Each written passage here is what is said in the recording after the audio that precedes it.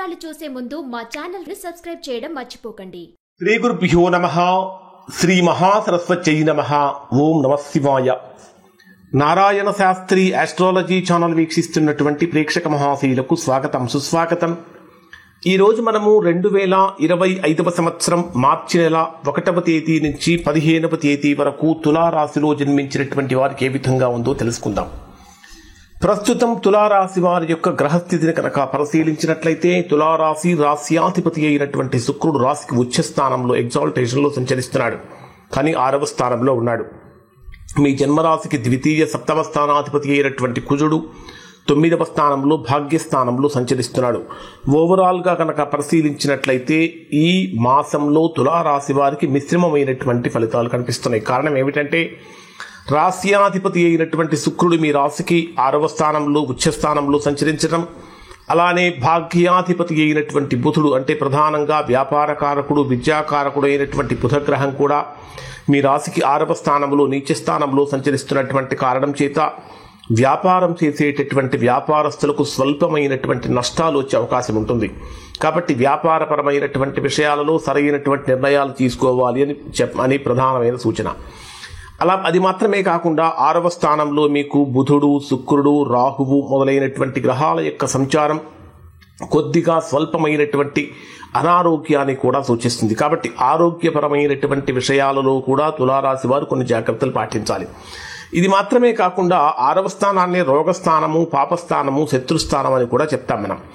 ఈ 6వ స్థానంలో సంచరించేటటువంటి బుధుడు యొక్క ప్రభావం కారణం చేత అంతర్గత శత్రువులు ప్రబలుతూ ఉంటారు, ఎక్కువైపోతూ ఉంటారు. అంతర్గత శత్రువులు అంటే బయట ఎక్కడో కనిపించరండి.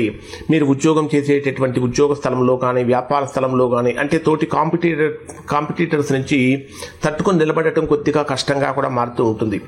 దాంతోపాటు కొన్ని అపవాదులు, అపనిందలు ఈ మాసంలో తులారాశి వారు ఎక్కువగా ఫేస్ చేసే అవకాశాలు ఉంటాయి. ప్రధానంగా ద్వితీయ సప్తమ స్థానాధిపతి అయినటువంటి కుజుడు మీ జన్మరాశికి 9వ స్థానంలో భాగ్యస్థానంలో సంచరించేటప్పుడు ఆర్థికంగా అంటే ఏదో ఒక రూపంలో ధనం అనేటటువంటిది తులారాశి వారికి ఖచ్చితంగా వచ్చి చేరుతూ ఉంటుంది. భూ సంబంధమైనటువంటి లావాదేవీలు చక్కగా ఆ లాభాన్ని ఇస్తూ ఉంటాయని చెప్పాలి. గృహయోగానికి లేదా స్థిరాస్తులు కొనుగోలు కోసం చేసే ప్రయత్నాలు కూడా చక్కగా ఫలిస్తాయని చెప్పాలి. తల్లి తరపు బంధువుల నుంచి ఆకస్మికమైనటువంటి సహాయం అనేటటువంటిది కూడా అందుతూ ఉంటుంది. అంటే తల్లి తరపు బంధువుల నుంచి ఏర్పడినటువంటి ప్రతికూలతలు అనేటటువంటివి కూడా తొలగిపోతాయి. ఇంకా ఈ జన్మరాశికి అంటే మీ తులారాశి వారికి తృతీయ షష్ఠ స్థానాధిపతి అయినటువంటి గురుడు 8వ స్థానంలో సంచరిస్తున్నాడు. ఈ గురుడు 8వ స్థానంలో సంచరిస్తున్నటువంటి కారణం చేత పైగా చంద్ర నక్షత్రంలో సంచరిస్తున్నాడు. గురుడు 8వ స్థానంలో సంచరించేటప్పుడు కొద్దిగా సోదరుల నుంచి కానీ మిత్రుల నుంచి కానీ స్వల్పమైనటువంటి సమస్యలు కానీ విభేదాలు కానీ కలిగే అవకాశం అనేటటువంటిది ఏర్పడుతూ ఉంది. ప్రధానంగా చతుర్థ పంచమ స్థానాధిపతి అయినటువంటి శని మీ రాశికి 5వ స్థానంలోనే సంచరిస్తున్నాడు. చతుర్థ స్థానం అంటే గృహస్థానము, సుఖస్థానము, విద్యాస్థానము అని చెప్పాలి. ఈ శని 5వ స్థానంలో సంచరించేటప్పుడు సంతానపరమైనటువంటి విషయాలలో చక్కటి ఫలితం అనేటటువంటిది కలుగుతుంది. ప్రధానంగా మీ రాశికి లాభస్థానాధిపతి అయిన రవి కూడా 5వ స్థానంలోనే సంచరిస్తూ లాభస్థానాన్ని చూస్తున్నటువంటి కారణం చేత వ్యాపారపరమైనటువంటి విషయాలలో సరైనటువంటి నిర్ణయాలు కనుక తీసుకున్నట్లయితే చక్కటి శుభ ఫలితాన్ని పొందే అవకాశం ఉంటుంది. కానీ బుధుడు నీచ స్థానంలో ఉన్న కారణం చేత వ్యాపారపరంగా నష్టాలని మనం చెప్పుకున్నాము. అంటే తీసుకునేటటువంటి నిర్ణయాలు కానీ పెట్టేటటువంటి పెట్టుబడులు కానీ అత్యంత జాగ్రత్తగా ఉండాలి. ఈ మాసంలో సాధ్యమైనంత వరకు రుణాలు చేయకుండా ఉండటానికి అంటే ఏదైనా అవసరమైనప్పుడు రుణాలు చేయకుండా ఉన్నటువంటి దాంతో సర్దుబాటు చేసుకోవటం వలన తీవ్రమైనటువంటి ధన నష్ట నివారణను కూడా మనం నివారించే అవకాశం అనేటటువంటిది ఏర్పడుతూ ఉంటుంది. ప్రధానంగా మీ జన్మరాశికి 10వ స్థానాధిపతి అయినటువంటి చంద్రుడి యొక్క సంచారం కూడా ఈ మాసం ప్రారంభంలో 6వ స్థానం నుంచి ప్రారంభమవుతుంది. 6వ స్థానం నుంచి చంద్రుడి యొక్క సంచారం ప్రారంభమైనప్పుడు ఉద్యోగపరమైనటువంటి విషయాలలో కొద్దిగా ఒడిదుడుకుల యొక్క తీవ్రత అనేటటువంటిది కూడా పెరుగుతూ ఉంటుంది. ఎవరైతే విదేశీ యోగం కోసం ప్రయత్నిస్తూ ఉంటారో అటువంటి వారికి ఇది అనుకూలమైన సమయం అని చెప్పాలి. మరొక ప్రధానమైనటువంటి విషయం ఏమిటంటే ఇక్కడ ఈ తులారాశి వారికి తులారాశి వారికి ప్రధానమైన విషయం ఏమిటంటే, ఎప్పుడైతే విద్యార్థులు అంటే బుధుడు నీచ స్థానంలో ఉన్నప్పుడు సామాన్యమైనటువంటి కృషితోటి గొప్ప ఫలితాలు విద్యార్థులు పొందలేరు. అధికమైనటువంటి కృషితోనే గొప్ప ఫలితాలు పొందుతారు. మనకు ప్రస్తుతం చెప్పుకుంటున్నటువంటి మార్చి ఫలితాలు, మార్చిలో ప్రతి ఒక్కరికి కూడా ఎగ్జామ్స్ జరుగుతూ ఉంటాయి.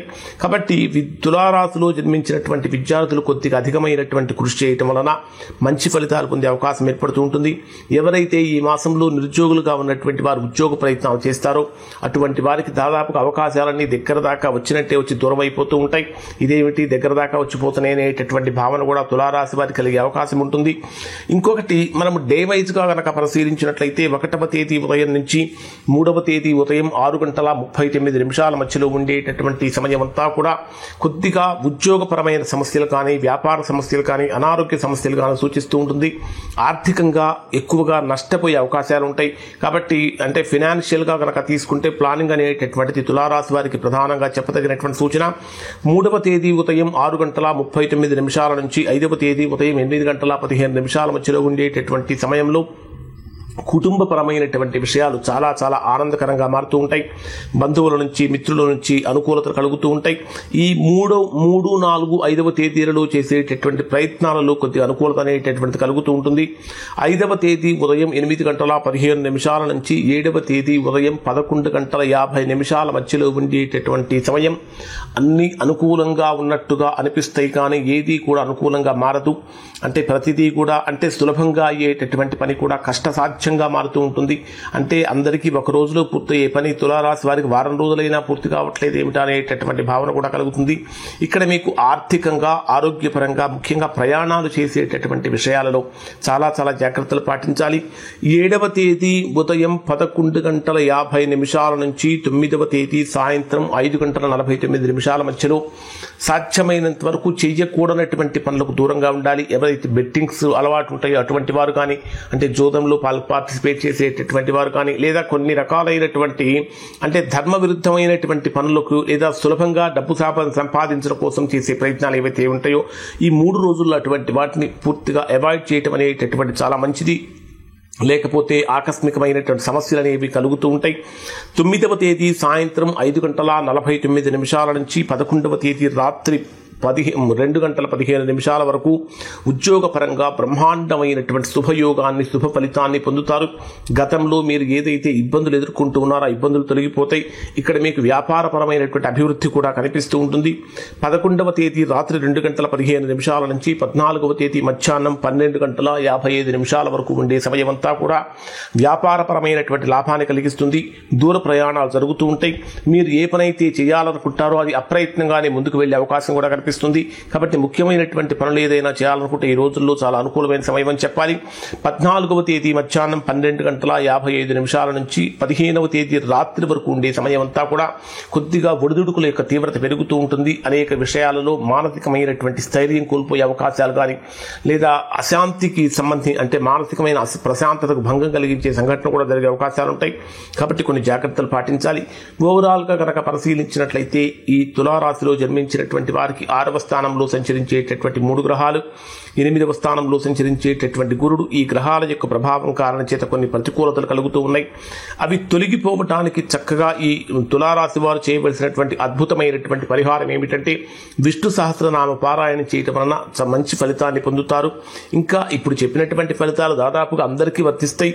ఎవరైతే ఇంకా తీవ్రమైనటువంటి ప్రతికూలతలు అనుభవిస్తూ ఉన్నారో, ఎవరికైతే అంటే అవకాశాలు దగ్గర దాకా వచ్చి దూరంగా పోతున్నాయో, ఎవరైతే ఉద్యోగపరమైన సమస్యలతో తీవ్రంగా వేదన చెందుతూ ఉన్నారో అటువంటి వారు ఒకసారి మీరు మీ వ్యక్తిగత జాతకాన్ని విశ్లేషణ చేయించుకొని దోషం ఎక్కడుందో తెలుసుకుని దోష నివారణ కనుక చేయించుకుంటే చక్కగా సత్ఫలితాన్ని పొందుతారు. ఇవి తులారాశికి సంబంధించినటువంటి ఫలితాలు. శుభం.